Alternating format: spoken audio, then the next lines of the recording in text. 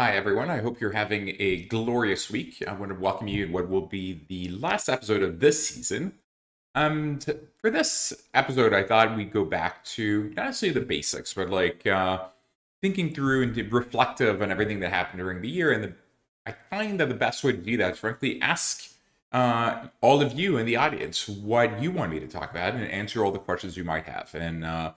I haven't done one of these episodes in over a year. And I think on a go forward basis, at least once a year, maybe twice a year, depending on whether I notice there are interesting trends, I'll do some of these Ask Me Anything questions. I've actually sent notifications and asked you to send questions. So I'm ready to have a whole bunch of questions to start addressing. But in the meantime, feel free to enter your questions you have that you want me to address in chat, and we'll take it from there. So with any further ado, let's get going. Welcome to episode 34 of Playing with Unicorns, Ask Me Anything.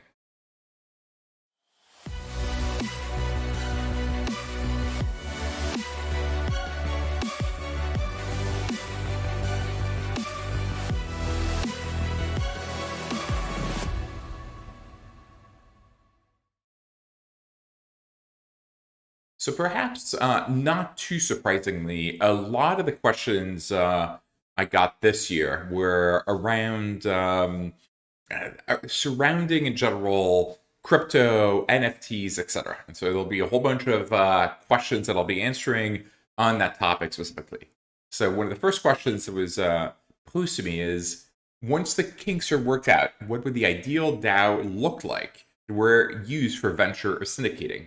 I guess perhaps taking a quick second to say what a DAO is, which is basically this decentralized organization, kind of maybe an equivalent to the limited liability corp, the LLC format, where people come together with decentralized decision making to do something, whatever that thing may be. It could be to invest in startups. It could be to buy the Constitution, or as some have tried to do. And so in this case, the question is specifically for DAOs related to venture or syndicated.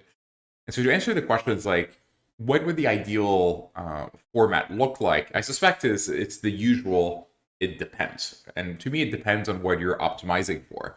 So if you're optimizing for speed, then you want a small DAO, with only a few people and multisig.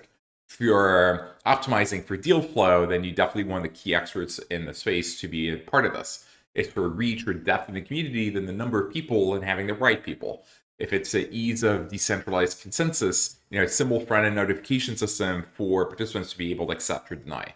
In other words, form follows function. So the ideal DAO will be case dependent. Let's see, next question from IJ. Is play to earn a pyramid scheme? So play to earn is this new big trend in gaming and in crypto, where now you can get paid in order to play the game. And it was popularized by currently the second largest revenue generator on the crypto space, a game called Axie Infinity. And so the answer to is play to earn a pyramid scheme is, the answer is no from my perspective, because it has utility beyond you people buying out the old people. You use it, you use the currency, or think of like the NFTs or the player skins, or you can use it to design levels, etc. And so because it has inherent utility, it's not a Ponzi scheme. Now, that said, for the value of the token increase, you need more new people to come in, the new money and people to come in the ecosystem for it to grow. But that's also true in general of many things in the world, where supply and demand, when there's more demand than supply, prices go up, right? And when supply increases or demand declines, prices go down. But there is utility. It is one of the new mega trends in gaming. In fact, I think there's a question on the future of gaming coming later. And I'll address that. But play to earn is here to stay. It's probably the biggest trend in gaming in 2022, and I'm looking forward to seeing how it evolves with games that are frankly more compelling than Axie Infinity, which is okay, but not really a fun game. What is my most recommended book and why? Again, the answer is different people are built differently. Like some people have the favorite food, the favorite movie, the favorite book. I usually have my favorites plural, and I'm not sure I have a favorite. You know, if you have multiple kids, I'm sure you like all of your kids. And so I guess it's context dependent. My favorite book of the year from a fun read is Project Hail Mary by the founder of The Martian. It's kind of Robinson Crusoe in space with Friday on a glorious mission to save humanity. So it's actually better than The Martian.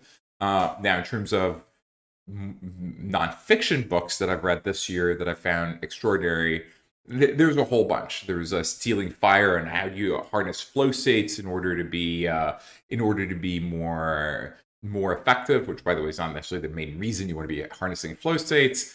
There's I've read Why We Sleep, and even though he exaggerates the case, I think improving sleep is actually fundamentally important. And then maybe more generally in terms of like books that I've loved that are kind of universal, it's things like Short Story of Nearly Everything by Bill Bryson. These days I've been going down a kind of a psychedelic rabbit hole from a reading perspective, and so I read all the books like How to Change Your Mind, This Is Your Mind on Plants. What other books have I read on the topic? Stealing Fire kind of covers that as well. And then perhaps on like the history of capitalism, there's a book called Americana, which is amazing. So like on the history of how the U.S. became the dominant superpower of the 20th century, and definitely worth a read if you want to understand like the underlying conditions that led us to being where we are today. I'll pause on the pre-provided questions and answers to the questions that are live. So LinkedIn user, why don't VCs invest in hardware? The problem with the hardware investments is it's typically very capital intensive to get going. So you need more money than a software startup to get the ball rolling. And the issue is, should your idea work and hit product market fit, you're going to get a lot of people that are going to copy you. And historically, the margins compress. So you face margin compression and you start seeing this hardware cycle where every year you need to release a new version. And if for some reason you miss that and some other competitor releases a better version, you might die. And you're seeing it frankly in the public markets as well, when you see the hardware companies that sometimes go up and down pretty dramatically based on the release cycles, the competition, etc. And so if you look at the outcomes for GoPro, DJI, etc., it's actually rather up and down. And as a VC, when we invest in a startup, there's a real barrier to entry. The barrier to entry is the execution itself. But usually we like businesses that have network effects. The more you execute, the more built-in knowledge there is, and that creates its own barrier to entry. And software, as I said, is a lot more scalable. Most VC follows kind of this trend where pre-launch, pre-seed, we want to invest $1 million. Then with that, you get to a little bit of product market fit, you launch, then you raise your seed round of like 3 million, 4 million. Then with that, you get your A round of like 8, 10 million. With that, you get your B round of 20, 25 million, and so on and so forth. And ideas that pre-turning the lights on need a lot more capital don't really fit well in the VC ecosystem or system. Let's see, Javier Palacios asks, hi Fabrice, I think that the Amazon Shopify VA seller roll-up is a fantastic model, and I'm wondering if you've seen many interesting applications. Thrasio for X and other markets that could be compelling. So totally agreed. The Thrasio model, in fact, Thrasio I think is the quickest company to go from 0 to $1 billion in valuation, which I think happened in sub 2 years. There's a lot of value here because when you're buying these fulfilled by Amazon type of startups, you can bring a lot of levers to play. So they're mostly created by individual mom and pop owners who are not really sophisticated, but they hit on a product market fit, and there are consumers that love their product, and they're providing the products, and they're doing really well. But they are usually product experts. They're not necessarily experts at managing your supply chain, improving, doing online marketing, doing CRM, doing CLM, negotiating better rates with Amazon, negotiating better rates with their own suppliers. And so when the Thrasio type companies come over and buy them, they can actually really A, cross-sell those products to their existing user bases, and B, use their expertise in online marketing and purchasing and fulfillment and customer care to provide a much better experience. And so they take a company that they buy at a 3, 4, 5x EBITDA multiple and make it worth a lot more by inflecting the margin structure and the growth. And we haven't necessarily seen Thrasio for X, like, oh, we're rolling up specific categories, but we've seen Thrasio for different types of geographies. And we at FJ Labs have invested in a Thrasio for Latin America called Valerio. We've invested in Razor Group in Europe, which is a Thrasio for Europe. And we've invested in a number of Thrasio type players around the world. We did Thrasio for India. We did a few for the US. And so it's a super compelling space. It's a big mega trend of the last 12 months. And there have been a few more of these mega trends, like the 15-minute grocery delivery, but the Thrasio's model has definitely been one of those mega trends, and we've definitely invested in it in a very aggressive way. Now, could there be a vertical of Thrasio? We're only going to roll up these types of companies? Absolutely. Verticalization has been a mega trend as well across different industries. Hasn't happened yet, as far as I can tell, but there's no reason for it not to happen. You can imagine that your expertise in sourcing and products in a given category gives you comparative advantage. So I can totally see it happen. Right now, it's been Thrasio across different geos rather than Thrasio for a vertical, but it will happen. Cameron, we are ready to roll out our beta launch product for a toy store mobile app. Can you invite me to it? Sure. What's better than inviting me to a beta app is actually when you're ready to raise, send me a deck. LinkedIn is really the best way, and the team will review when and if appropriate.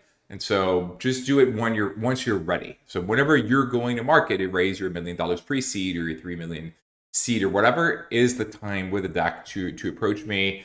Always include, what you're building, the traction you have, and the deck, so we can make a decision on whether or not it's appropriate for us directly in the message, as opposed to saying, hey, I have an amazing idea.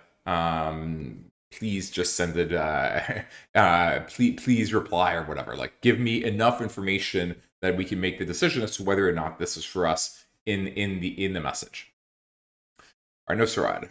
Hi, Fabrice, what do you think about fractioning assets in art, for instance, and accessibility to more people and reducing the entrance ticket?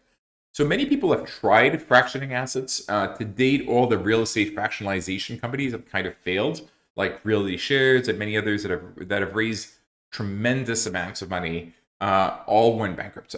Hard to tell. Well, I think the operational complexity of it, perhaps the not necessarily moral hazard, but like the owner, principal, or manager dilemma between very diversified owners at different types of incentive structures. But I've not seen many that work, but there are definitely a lot of people trying it. I've seen a few trying it in art as well. And I think there's a few, we might even be investors in one called, I don't know if it's not Roadster or Roadrunner, but I'll have to try to remember the name. But yes, I think we've invested in a few. I think they're doing well, but not as extraordinarily well as you might imagine. But perhaps in crypto, the costs of fractionalizing assets might decrease to the point that might make sense. The issue is what do you do with it, right? Like, I remember we invested in a company a long time ago, over a decade ago, where 10 people would buy whatever, $1 million painting for $100,000 a pop, and they would have it a tenth of the time. And the company was organizing the shipping between the different owners, and it was rather complicated. Ultimately, that one failed. I've seen some, of course, for lower amounts, fractionalized around more people that are doing okay, but so far I haven't seen a breakout company in the category. Yes, Masterworks is an example of that, though I don't think that's the one we're investors in. Going back to the other list, while more people in chat ask questions, will you write a book? Maybe at some point. I've often wanted to write a book, but actually not in entrepreneurship per se, but more on how to lead a life, how to be fulfilled, how to create work-life balance, how to find your purpose in life, and what are all the tricks that you can use as a means of focusing your time on the things that matter to you, which, by the way, doesn't need to be productive. It could be, spending time with friends and family or playing tennis or video games, etc. But the time has to be right. I try to do things in flow. I mean, when I'm called to them, like I write blog posts when I'm called to write a blog post versus when I feel obligated to write a blog post. Same thing, in fact, with this show, Playing Unicorns, I do it when I have the time, I'm in the right setting, and I have a topic that seems timely or that I really want to talk about. And so the answer is probably. In the meantime, though, you'll find in a kind of more disjointed way, collections of thoughts and writings on my blog at fabricecorinta.com. Now, again, sometimes I'm very prolific, sometimes I'm not so prolific, more typically related with my normal workload, and also general inspiration about what I want to work about.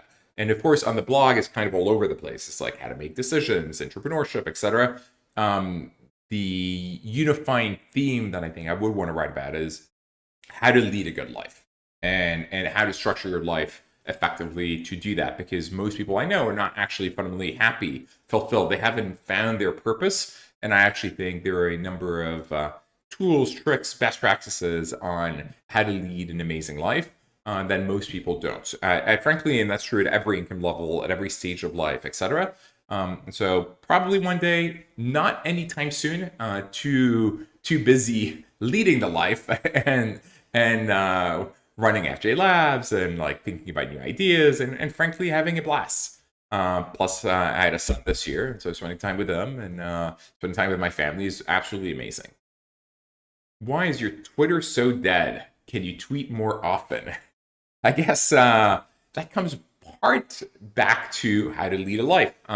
What I do to avoid unhappiness, or actually to avoid negativity in life, is in one of the life lessons. And the best way to avoid negativity is to not consume media. Don't follow the news. Don't follow newspapers, TV news, even worse. You need to remember those are media companies who are trying to capture your attention in order to sell you ads. That's their business model. And because we are easily outraged, they've created this like outrage culture. So if you're in the right, they're in extreme right, they're gonna like try to show you woke outrage, and if you're in the extreme left, they're going to try to show you whatever Trump or anti-immigration, whatever outrage, in order to capture your attention to sell you ads. That is not healthy for you, nor do I think any of this is relevant. If you look at news, it's highly repetitive. It's it's more speculative, or it's more opinion than anything else, and it doesn't really cover the relevant things. To me, the relevant things happen slowly over time. The most relevant things of the last 20, 30 years are like 1 billion people coming out of poverty in India and China. It's the smartphone revolution where you're now a poor Indian farmer and you have access to the sum total of humanity's knowledge through Google and Wikipedia. You have free global communications on video through WhatsApp. You basically have more information and communications that the president of the US had 20 years ago. Those things are extraordinary and mind-boggling, but they're not really being covered. And so avoid news. And that's part of the reason I don't really consume Twitter. Like Twitter is a lot of opinion, a lot of reaction on like whatever the outrage or whatever events are happening. And so I use it more as a promoting or writing on things that I'm writing about. So if I write a blog post, I will push it on Twitter. If I'm doing an episode like this one, I will push it on Twitter, and I'll push it on other platforms as well. But reading other people's comments and opining on them, or even sharing tidbits, I don't know, I'd rather lead the life than share it from that perspective. Feels like too time consuming, too generally negative. And this is kind of my approach in social media writ large, by the way. I mean, I'll post on Instagram once in a while, but it's maybe once every 2 weeks. If I feel so inspired, and sometimes it'll be months between posts. And yeah, I'll follow topics that interest me and check it once in a while. But again, avoid social media addiction. It's not particularly healthy or interesting, and mostly negative. Alex Key, I just want to ask you, how is aged care profitable as a business in the USA? Not sure what aged care is. So I'm not sure I can answer very intelligently. Maybe you mean retirement homes or retirement communities, but I'm not sure. Michelle Thomas, I always enjoy your episodes. Well, hi, Michelle. Thank you for the kind words. Anastasia. Dear Fabrice, I wish to ask about fundraising tactics and different kinds of financing options available to start up business, comparing the different routes of getting investment, for instance, VC versus crowdfunding. Would you find the most flexible, independent way of raising capital while still retaining your identity as a founder, freedom of creativity, and decision making in terms of strategy and management style? Can you please share your knowledge, experience, and the main benefits versus disadvantages of alternative options? Well, Anastasia, as usual, the answer is it depends. Depends what you're trying to build. It depends the scale, ambition of the project that you have. We need to remember that every year there are millions of startups, or not startups, new companies that are being built. But startups specifically that are seed funded by VCs with at least 500K in funding, there's only 5,000 per year. It's a tiny, tiny, tiny number. And so if you're building so most entrepreneurs and micro entrepreneurs are not building startups that are meant to be or aspire to be billion-dollar companies. And so if you're building whatever, the neighborhood pizzeria because your family is into it or whatever, or a nail store or a nail salon, obviously these types of funding is not appropriate.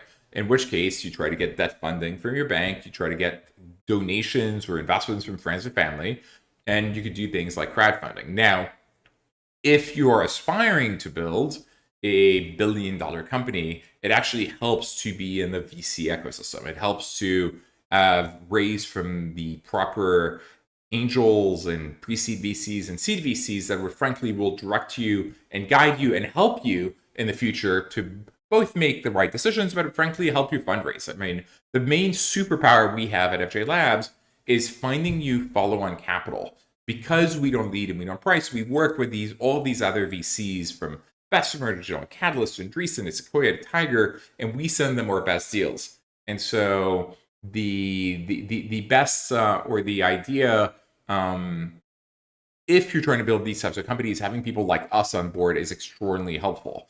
Now, again, your idea needs to be appropriate for it, right? Like, does it meet the capital requirements and the growth requirements and the margin requirements that can allow you to build a billion-dollar company? And so it depends. I think if you're trying to build something big, totally worth it. I don't know any of the decacorns or super unicorns, companies worth billions that were built through crowdfunding, to be honest. But I do know many of those built through VC.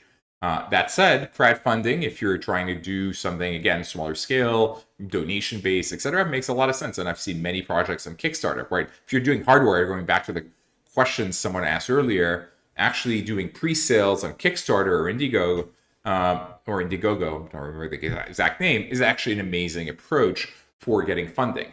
By the way, new forms of funding that'll happen in the future is as you get, for instance, if you're building B2B SaaS business and you have high margin and highly predictable revenues, debt funding is becoming available. So debt is now a new revolution in the funding space for certain types of businesses. Not completely applicable at all, but if you have a large direct-to-consumer business and you need to fund your inventory and your margin structure is proven, you can start getting debt. And companies like SVB will get you deadlines for that.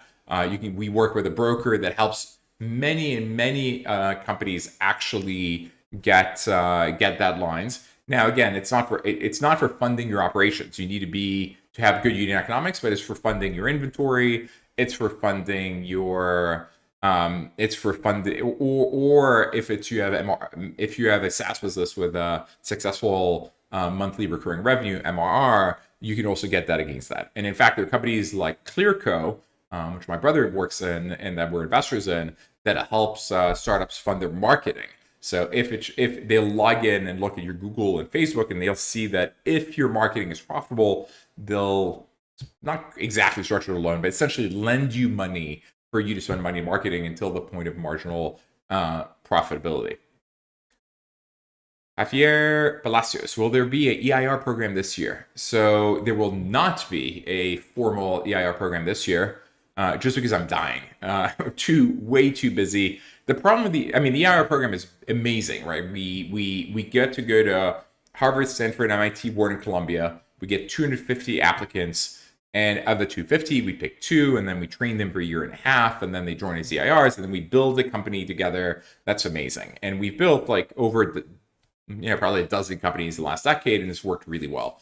The issue is because we need to work very closely together, it takes a lot of time. And it takes a lot of time at many levels. It takes a lot of time in the recruiting process and training and coming up with the ideas. Then we're on the board, and then we're helping you fundraise. And that's one thing that is not super scalable in my life, is actually more time.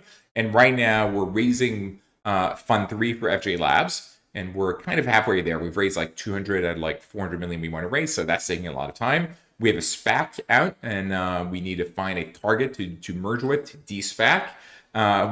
We're doing more deals than ever before. I think historically we've done 125 deals a year. This year we're going to do 250 to 500 to 300 deals. So the largest number of deals ever. And so beyond busy, I'm working harder than I would like.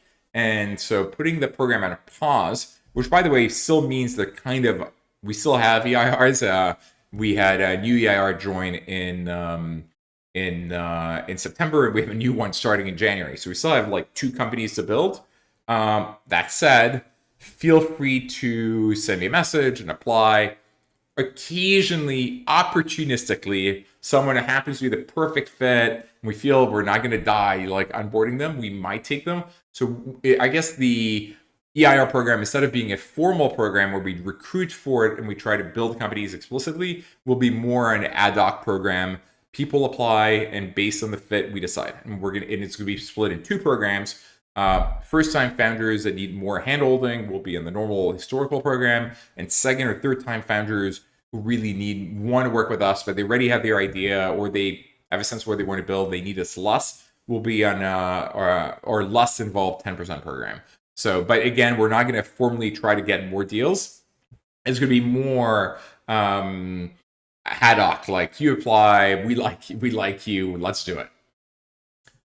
Okay, Christopher. Hi, Fabrice. Thanks so much for your implication to each episode. What's your number 1 rule and big mistakes not to do for a French entrepreneur team going pre-seed in the US? I'm assuming you're a French entrepreneur team, but you're raising money in the US, but you're also going after the US market, right? If you're going after the French market, I would definitely not raise money in the US at pre-seed or seed, etc. It doesn't really make sense. Once you reach the scale that is relevant in France to go to the other markets, or you're large enough to attract American investors, great. Now, if you're going after the US market, which is actually my assumption here, make sure you speak English amazingly well, right? Make sure that you're the CEO, the face person of the company, really, because you're going to be evaluated by VCs on how amazing a storyteller you are, how well you can build and execute in the business. So make sure your English is as good as you can make it. Practice and rehearse your pitch as much as possible. And never give the impression that you're in the US temporarily. Like, you're here for good. This is the market you're going after. This is your life's mission. You're here to live the American dream. The US market is your core focus, maybe your sole focus, and do not even create the idea of that. Now, pre-seed is probably at a point where you're going more to angels, honestly, than VCs. There are not very many VCs in pre-seed. There's like Amplify and A4, but really not too many. But that said, make sure that the sole focus is on the US market, and obviously have as good English as possible. Okay, next question sort of submitted. How soon do you think humans will be interplanetary? I suppose that the answer depends on Starship, frankly. That's probably the Elon's Starship at SpaceX is probably the quickest way we can become really truly interplanetary. Elon usually gets things done, but his timelines and time projections are way overly optimistic on everything. I think he says like he wants to be in Mars by 2024 or something like that. But probably next decade.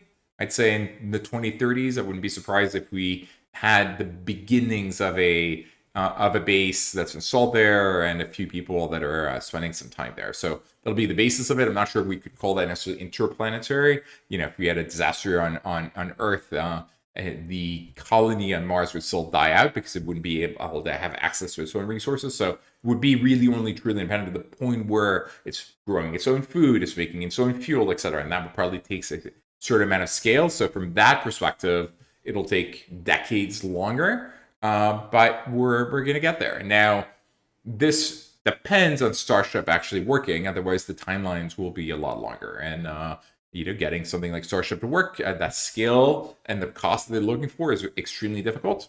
May happen, may not happen, TBD. But it's exciting to watch from the sidelines, and I'm excited to be part of it. Very small investor indirectly in SpaceX through an investment I made in Founders Fund back in the day. So very happy to be seeing this grow and to see the evolution in the space race.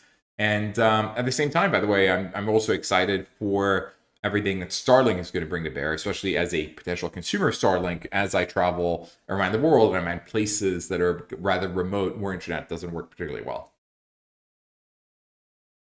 Do you think there are non-intelligent human species like humans, non-octopus or crows? I think there's a double negative in there. Are there non-intelligent human species? Very likely, I would say. I wouldn't be surprised if at some point in the coming century we find evidence of, frankly, even actual life forms that are non-intelligent in maybe in the moons of Jupiter and on the massive oceans under the ice cores, and maybe evidence of bacteria, etc., that used to exist or may still exist in Mars. And I think the question is actually meant to be the opposite.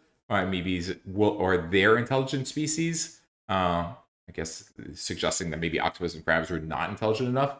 I suspect the answer is yes as well. That'll take a lot longer to find, just because of the way the size of the universe. I think it's 10 to the power 25 meters, and the speed of light getting anywhere at the current technology, unless we can find a way to create wormholes and like fly through time or fly through space effectively, is such that I think it'll take a long time to figure out the answer to that. And especially since the way of looking through signals through telescopes may not be super effective, as even for us, I think we'll stop sending these types of missions in the future. So there are probably going to be other alternative means of looking for intelligence than like scanning the heavens for radio signals.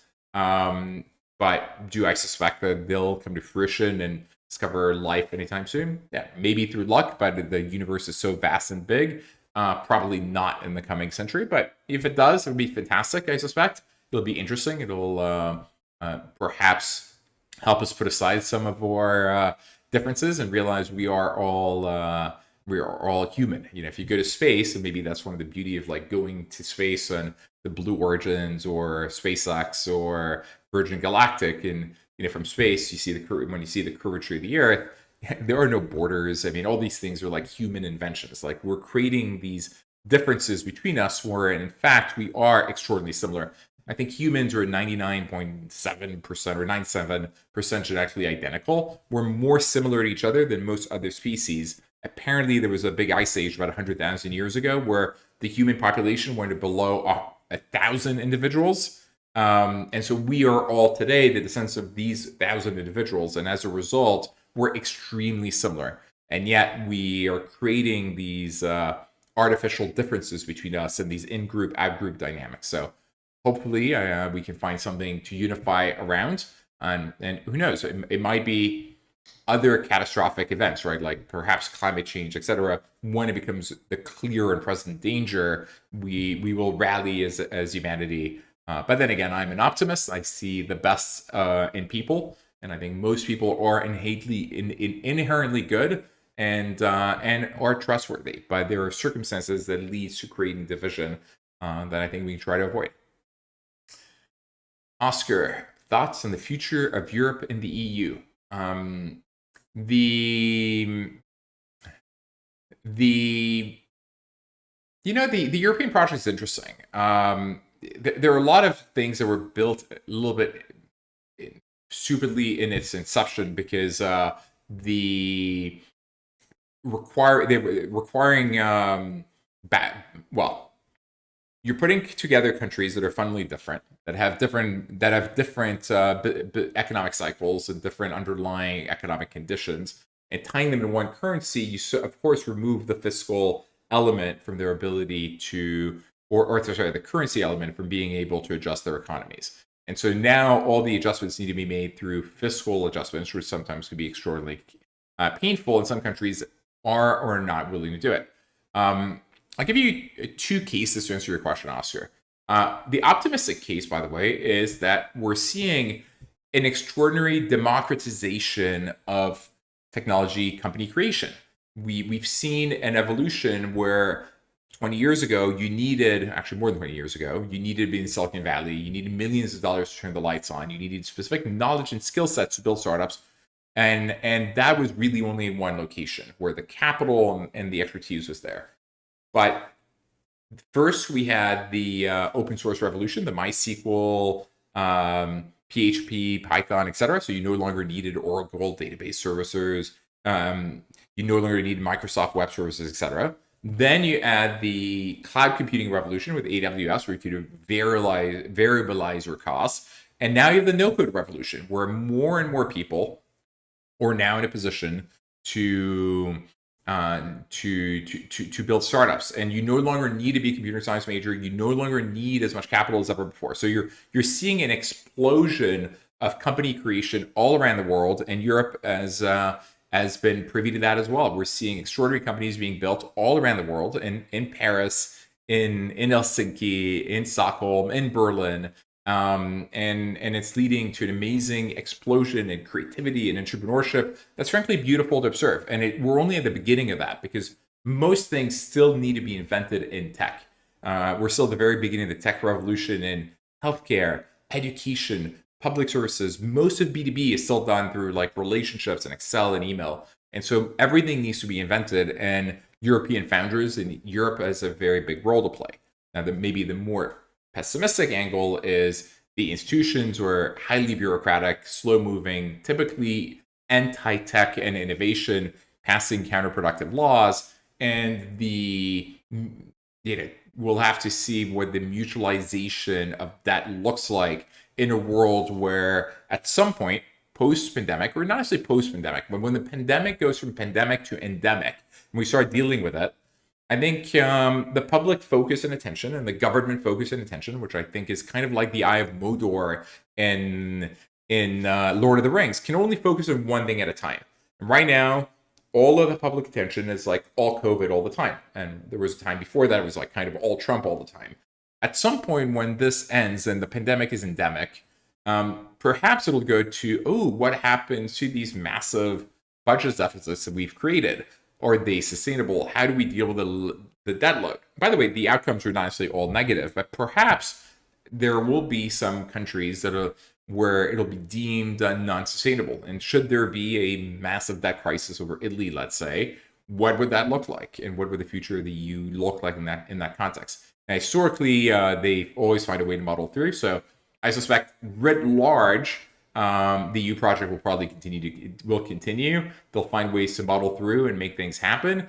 It wouldn't be nearly as exciting as it could be should they have more liberal policies within in terms of being more pro innovation and pro disruption within the EU. But at the same time, there'll be an amazing explosion of productivity from startups that are happening. And some countries like France have actually been doing a really good job. I mean, in a way, the U.S. has become more like France now than France under Hollande had like 75% marginal tax rates, but then Macron changed like labor laws and brought the taxes to 30%. The U.S. has gone the other direction, where now if you're in California, you have a marginal tax rate of like 64% if you're a high income. Which, by the way, is extraordinarily dangerous when you have like 1% of your population paying 50% of all taxes. You give them a lot of power, and B, you're tying your destiny to them, which is not a very intelligent way of designing a tax system. But probably a conversation for another day. Edward Masinki, is the picture behind me an acceptable form of NFT? It is not. It happened to be a painting that was here already when I bought this place. After many travails and disasters in the real estate world. And after New York made Airbnbs mostly illegal, I got a place. But after realizing how painful construction is and the real estate world is and how bureaucratic and sclerotic, I decided to buy a place that is fully built, fully furnished, toothbrush ready. So I walked in with my toothbrush. I kept the staff that was already working there. I kept the furniture that was already working there, so I could focus my efforts life on the things that matter more to me, especially harnessing the deflationary power of technology as a means of making the world a better place and addressing the challenges of the 21st century, especially climate change, inequality of opportunity, and the mental and physical well-being crisis. Now, I do have a few NFTs. I was recently, I bought a few. There's VIP and Apex Optimizers, which is a community of people that are trying to like sleep better, be more physically more fit, work on nutrition, and and I have one of those NFTs, and I use that in my Discord. So that's a much better NFT. If I had an easy way to share it, I don't think I have it large enough. Yeah, actually, I'll put it on my other screen. I'll share that briefly. I own a few of them. This is one of them. You can see it here. That's an NFT. The NFT behind me is not, or the painting behind me is not a proper NFT. And to continue on your question on what is my vision on the future of NFTs, look, NFTs can play different roles. The NFTs as art is one part of the market. The art market globally is about 50 billion, and I think NFTs have a role to play in that. But that is not what is the most exciting to me. NFTs as utility, and we're investors in the companies that are making utility NFTs, matter or more interesting to me, or using NFTs in gaming, perhaps as the equivalent of your skins in Fortnite, except owned by you, or more interesting. So I suspect that non-art NFTs will be a much, much, much larger market than art-specific NFTs. But there's definitely currently a lot of them. What's the hottest thing right now is art-related NFTs, but that's totally fine. Though I do think that's going for a crash. And by the way, I do think there's a crypto winter coming at some point. Winter is coming. When, obviously, is the big question. But it doesn't really matter. We're still laying the foundations of the blockchain, meaning of a decentralized internet. And there are many things that do better in a decentralized internet than in a centralized internet. There are many things that could and should be reinvented that way. I mean, to me, I can imagine medical records, voting records, and frankly, reinvention of finance, right? Like, why is it when I wire someone, it takes 3 days and there's no real-time tracking and it's expensive and complicated and the intermediaries are painful? Or if I sell stocks, it takes days to settle. This makes no sense. It should be completely real-time, and we should be getting it immediately for very, very low fees. And so especially finance, I think, should be reinvented through DeFi and through crypto, and it frankly is happening, which I think is part of the reason people like Jamie Dimon are like, fighting and saying how bad and negative these things are, because of course the incumbents are being threatened. Javier Palacios again. Do you have any thoughts on plant-based diets as a megatrend? Data indicates that our current diet as species is unsustainable. I'm wondering if you have any thoughts of where opportunities lie in consequence. So I suspect you mean our diet is unsustainable for the planet, meaning in terms of greenhouse gas emissions. So if you look at the greenhouse gas emissions that we have today, 25% coming from electricity, 16% from transportation, 20% manufacturing, 25% from actually food production, and specifically methane emissions from sheep and cows are the biggest culprits. And as humans are eating more and more meat as they become wealthier, these emissions are going in the wrong direction. And in fact, everything else is going in the right direction, by the way. We're going to be able to completely decarbonify electricity production in the next 20, 30 years because of solar and batteries. There's extraordinary evidence of how quickly this is happening because of the decreases in costs in solar and batteries. And so I'm extraordinarily bullish on that. The greenhouse gas emissions from eating are going to take longer. The one of the megatrends I was wondering about in the next 5 years is, are healthy diets or healthy living a megatrend? The thing is, if diet and exercise, were easy to do, we wouldn't have an obesity crisis. And so I suspect that people only do the thing that's right for them when it's easy. Now, plant-based specifically, I suspect, is not the correct answer at multiple levels. One is we are built to be omnivores. We were omnivores, when we were hunting the mammoth, et cetera. In fact, our diets were highly protein-based and animal-based back in the day. We're kind of built to be omnivores. I also don't love the Impossible Burger and Beyond Meat, et cetera, because they're highly processed, not particularly healthy for you. I do think there's a solution. To me, the solution is going to be lab-grown meat, and we are big investors in lab-grown meat. We're investors in projects like Artemis. The issue is, because humans will only do what's right for them when it's in their economic interest for them, they will only move to lab-grown meat when it's just as good as the real thing, if you want, at the same price or lower. And it's going to take a while. We're probably a decade away from being at a point. I mean, right now you get meatballs that are not that tasty and very expensive. So we need to get it. And yes, maybe a subset of like the socioeconomic elite is willing to do that, but like for the masses, it's not viable. When the alternative is I go to a local whatever all-you-can-eat diner or Burger King and you get like tons of calories, not the most healthiest calories, but for a very low price. So we're not quite there yet, and we will get there through lab-grown meat. It's going to take a decade probably. Anastasia, considering all changes we're encountering as a global society economy over the last few years and the rise of new concepts for communicating, collaborating, for instance, hybrid workspaces, the metaverse, how optimistic are you that we will be able to return back to a normal way of living and working? Has all this impacted your mindset? You find yourself accepting or reacting to the new norm? Well, the first question is, do we really want to go back to the old way of going to the office, and which has transaction costs in its own right? You have to commute there, you have to commute back.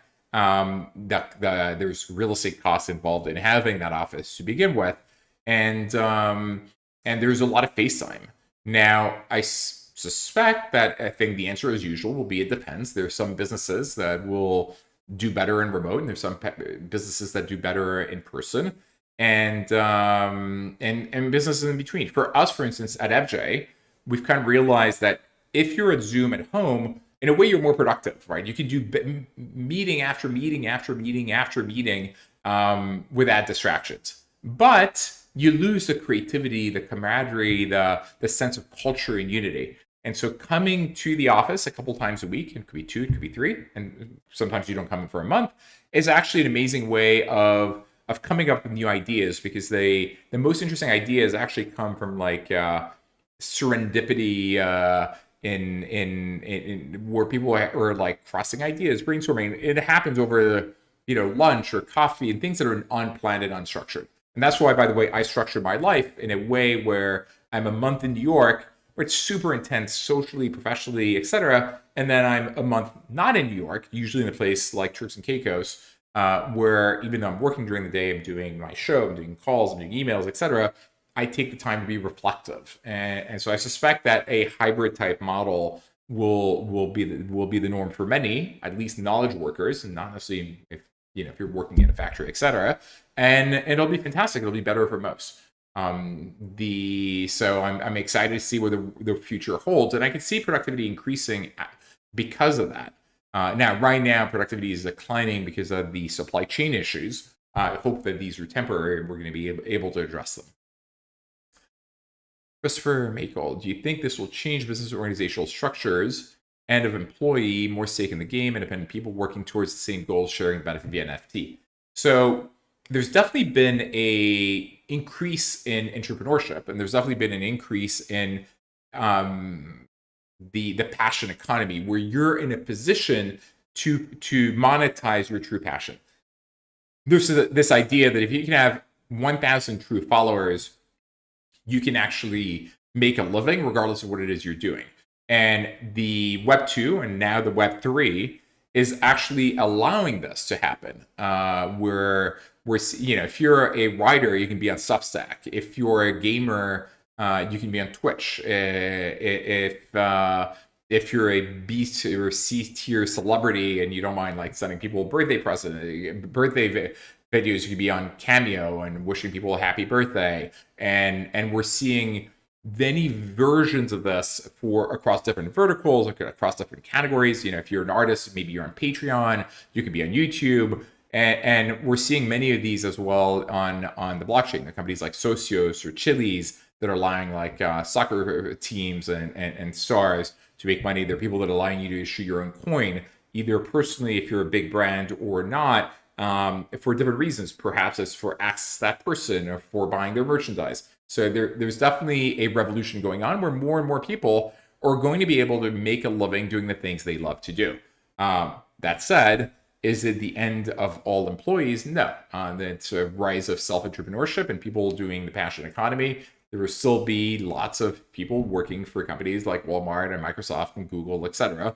And we're going to live in this hybrid world, and people will do a bit of both. And perhaps some of the side jobs, will be their passion projects that ultimately, if they get lucky enough, they can make sufficient money that they can become their full job. Their full-time job, right? If your passion can be your profession, that's even better. But it's not necessarily given for everyone. And given that not everyone is going to have these 1,000 truth bands to do that. Next question. Going back to NFTs and connecting your origins in the classified media industry, how do you see the role of NFTs can help to play in traditional media and content companies like newspapers to find successful business models? Honestly, I haven't put too much thought into it. I suspect that the people that are more likely to benefit are the disruptors rather than the incumbents, just because they're smarter and also because the ethos of the Web3 world and the crypto world is decentralization. And so it feels more targeted towards individuals and the creator economy than towards helping media companies succeed. Now, media companies, I think, need to have a clear mission for where they stand. And so I think there are two models that can work. Either you have a big brand and you can live off of subscriptions, New York Times, Wall Street Journal, Washington Post, probably Time Magazine, or you're a hyper local or covering a category that's very specific. But the people that are in the middle, trying to be a little bit of everything to anyone, will die. But that's not just true of media. That's really true of all categories, right? Like either you're the low cost provider, you're Amazon and Walmart, or you're like LVMH and Gucci in the other end. And if you're in the middle, the JCPenney's and Sears, etc., you kind of die. And that's okay. And that's true, by the way, in every single category in industry. The most interesting, probably in media from a content creation perspective, is Substack. Finding people, amazing authors that actually can make a lot more money and be completely independent from an editorial line on Substack through having subscribers instead of working for whatever. It doesn't matter if it's Time or Elle or People Magazine. I think makes a lot of sense to me. And that's a huge innovation in the creator economy. I follow many writers in Substack, and it's an amazing business model. People like No Opinion on like the economic optimism, etc., are things that you're near and dear to my heart. Edward Masinski, is universal basic income coming in the near future? Techno-socialism started by the mayor sharing Citicoin revenues, and can you, with that, describe in Techno-Socialism book by Brett King? Unclear. Unclear to me. I haven't looked enough at the studies. I have to look at the cost-benefit analysis. I think we should definitely do a better job at helping the needy. We no longer have equality of opportunity in this country, and by this country I mean the U.S., where social mobility has declined for a variety of reasons. I mean, we teach if you're in a bad neighborhood, you go to bad local public schools because they're funded by property taxes that are local. There are a whole bunch of factors. I mean, we've created or limited construction in the major cities to the point that the major cities that are the economic superstars that are creating all the jobs and growth are no longer accessible to many, and people are no longer moving across cities as a result of that, which used to be an amazing strength of the U.S. And there are a whole bunch of other factors. And so should we help the needy and create opportunities for them? Absolutely. Could UBI be a solution for that? Absolutely.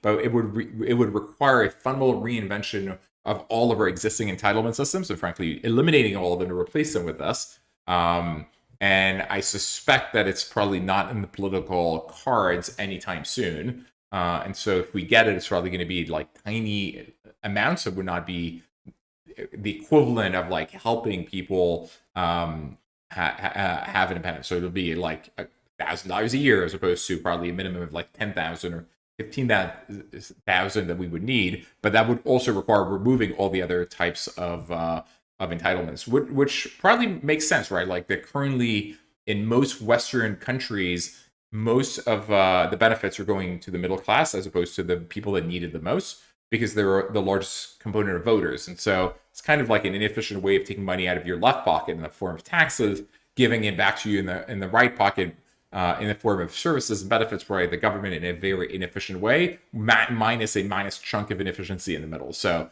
probably not the correct approach. I would much prefer UBI, but done intelligently and with a full fundamental reinvention of our benefit system, catering and targeting especially the neediest, right? The most underprivileged part of the population would benefit from it the most. My brother on YouTube is asking, if you were leading the US, what are the 3 things you would focus on? The first thing I would focus on is solving the housing crisis. And the easiest way to do that is by eliminating or completely limiting all the rules around construction, zoning laws, landmark, and air rights. And the reason I would do that is if you look at on a cost-benefit analysis, all the things you can do and its impact on GDP, the ability to allow people to move and to have different socioeconomic classes in the superstar cities, wherever they are, and those obviously change over time, actually has by far the largest impact on the economy. And so if we can start building again and building cheaply, as we used to be able to, right? We built the Empire State Building in less than 2 years, the Golden Gate Bridge in less than 2 years, super effectively.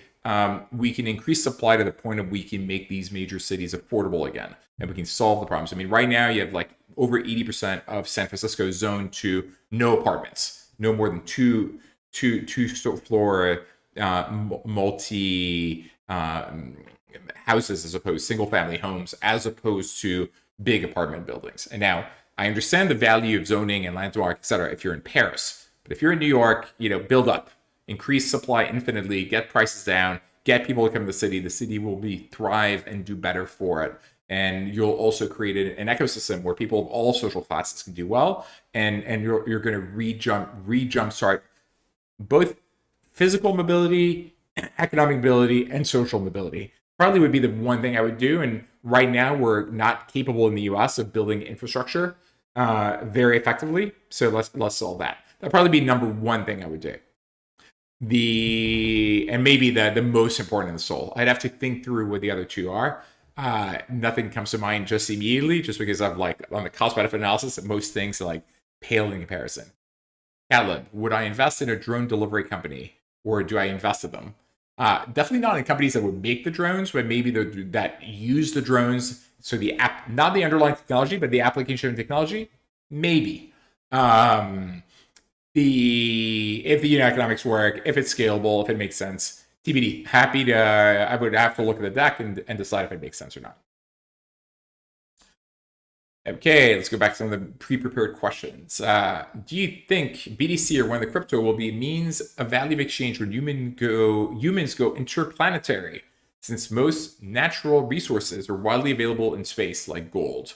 I suspect that a form of money, which will not be based on anything. We need to remember, money is a fiction, right? Like if a piece of paper, the $100 bill, only has value because we believe it has value, and we agree that it has value, but we do need a means of exchange. And that's why, by the way, most crypto are not currencies. A currency is a readily accepted tender of exchange that is pretty flexible, that's easy and inexpensive to transact in, and that is a store of value. And most of the crypto is not that. They're like tokens to buy utility in whatever underlying network you're using for whatever application you're using.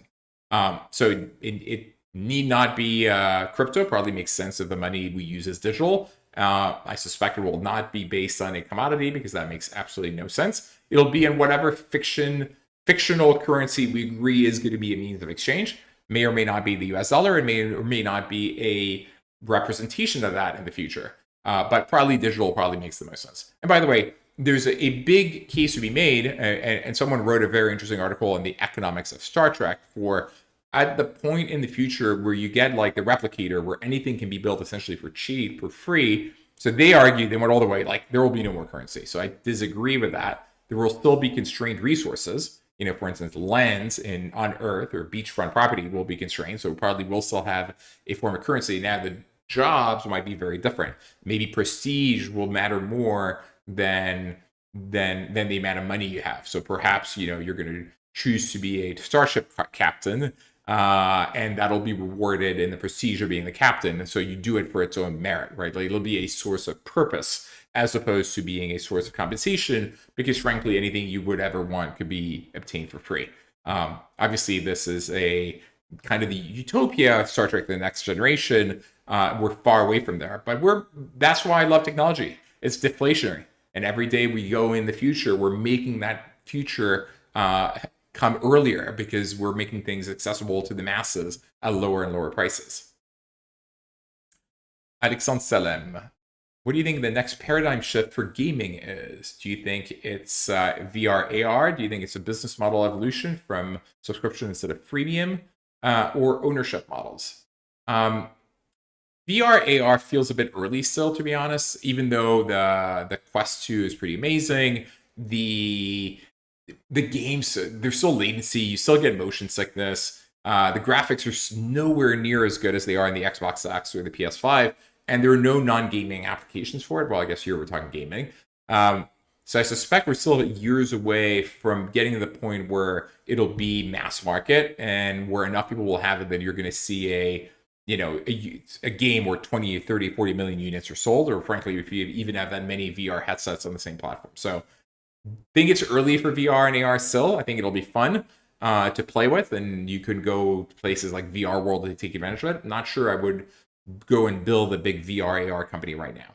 In terms of business model evolution, I think it depends. Subscription works great for some games and MMOs, but frankly, the direction is more in the other direction right now. We're going more towards free-to-play games where people are buying skins, and in fact, the NFT that could be represented by NFTs might make more sense in the future than going the other direction. So I think premium is probably here to stay. People like things that are free and free to play and using skins. I don't like pay to win games, by the way. So games where the more money I spend, the more likely I am to win. Those I really hate, and I will never play them, but they were very popular, especially in Asia. But the premium games where you buy skins and personalization, I think make a lot of sense. Will continue to play a very big role. Now, the biggest innovation in gaming, I think I touched upon it earlier, is actually the play to earn games where you are paid in order to play the game. And a company like Axie Infinity, today at least, you can make about $1,000 a month, and the people in the Philippines are playing the game a lot because they actually make more money playing the game than they can in their real job in real life. And so there will be many more games like that using these types of economics and models coming in the future, and hopefully many of them will be more playable and more fun. I see another question that was pre-posted by Edward and Yaniv. We kind of touched on it, as how big NFTs will be. And as I said, NFTs I think will be bigger, or will be huge, but the bigger market of NFTs will not be art. I think that'll be like a $50 billion market in the end. It'll be utility NFTs and NFTs for gaming and other things.